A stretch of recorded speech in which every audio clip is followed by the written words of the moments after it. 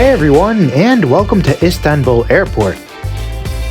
After arriving fairly late last night on a great flight with Air Astana, I decided to stay at the hotel which is connected to the airport called the Yotel. This means that unfortunately I didn't have a chance to spend some time out in the city itself, because I'll need to hop on another flight in the morning.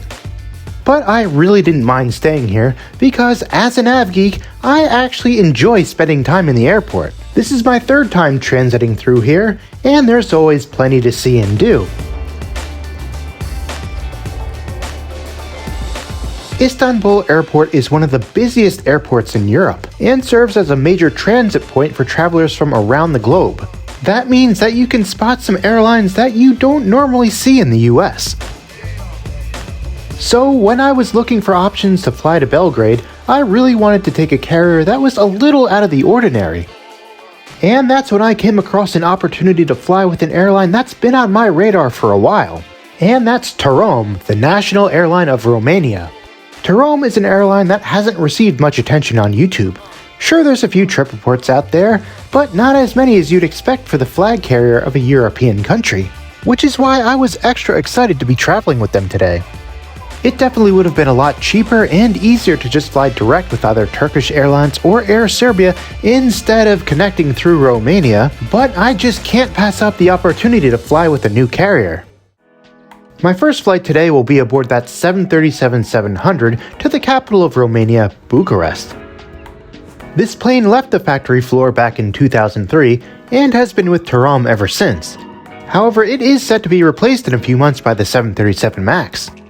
I was surprised to learn that they actually have a proper business class on board, but I decided to fly economy instead. I'll be sitting in seat 6F on this morning's flight, which isn't the best if you like to look out the window.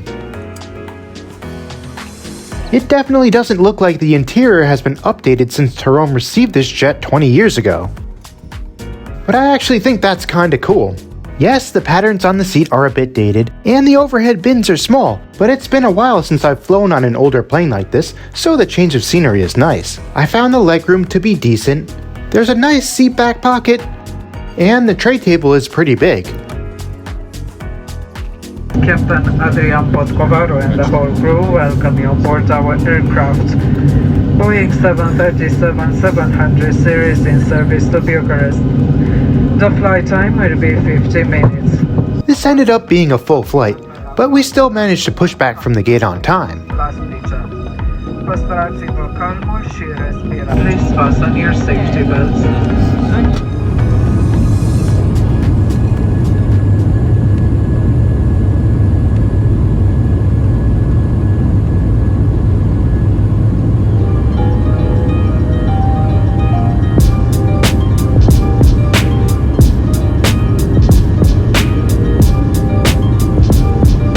After we reached cruising altitude, the flight attendants came around and gave everyone a sanitizing wipe and a cup of water.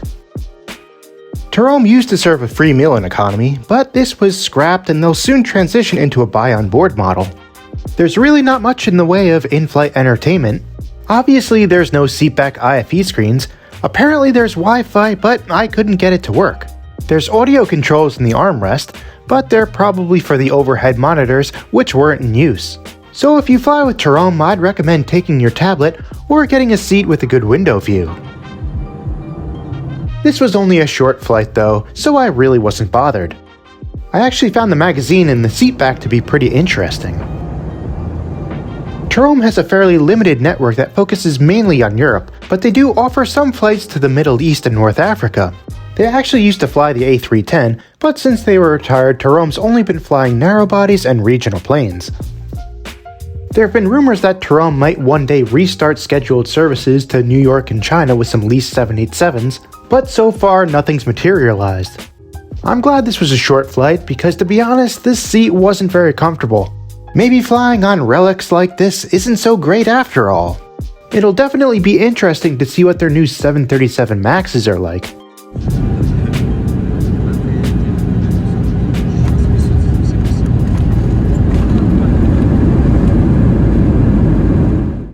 Now that we've landed, I'll have an hour and 20 minutes to connect to my next flight to Belgrade. Ladies and gentlemen, welcome to Bucharest at Airline Airport.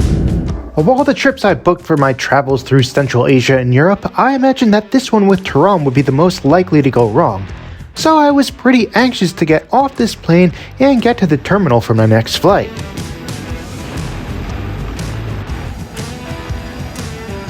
While there aren't a lot of YouTube videos, I was on edge because Tarom does have their fair share of negative testimonials online. It also didn't help that the day before I had a bad experience transiting through Kazakhstan.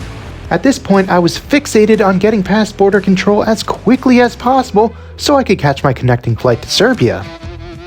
And just like that, I was cleared in about 2 minutes and the whole process was as smooth as could be. Looking back, I'm actually pretty embarrassed that I had any doubts at all. Anyway, I had plenty of time to spare, and after a while I boarded another bus to catch my final flight for today. I found this airport to be small but nice, and an expansion project is slated to begin this year. Boarding from a remote gate isn't always ideal, but on this beautiful afternoon it was nice to get some great views of the ATR 72-600 that I'd be flying on.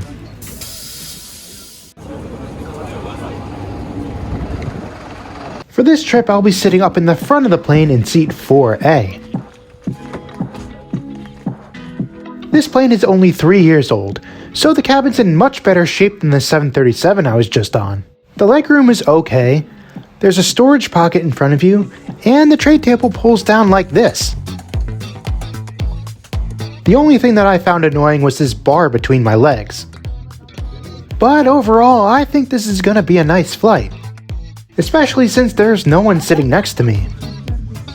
Welcome aboard our aircraft. We are selecting service to Belgrade. The flight time will be 1 hour and 45 minutes. We ended up being delayed. I'm not sure why though, but I was really happy once we got moving.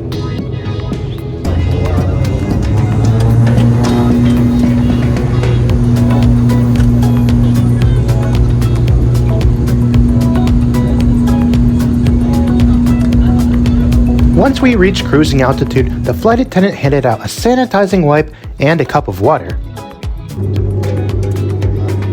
This plane was fairly comfortable, the seats reclined, and there were individual air vents and reading lights. Like the 737, there wasn't any sort of IFE on board, so I just glanced through the magazine again and looked out the window. My flights today were nice, but nothing spectacular. And that's not surprising considering that this airline has been struggling to turn a profit since the 90s. Various restructuring initiatives have been introduced, like terminating unprofitable routes and hiring leadership from the private sector, which have all helped Tarom to reduce their losses, but the airline continues to struggle. They hired a new CEO a few years ago, so hopefully he can help Tarom become profitable soon.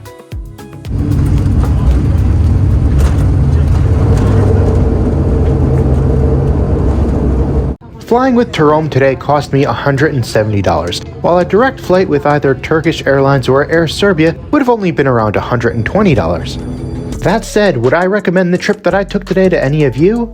No. I found Tarom to be pretty mediocre, and flying with them really didn't justify foregoing the more convenient and cheaper direct flights on offer.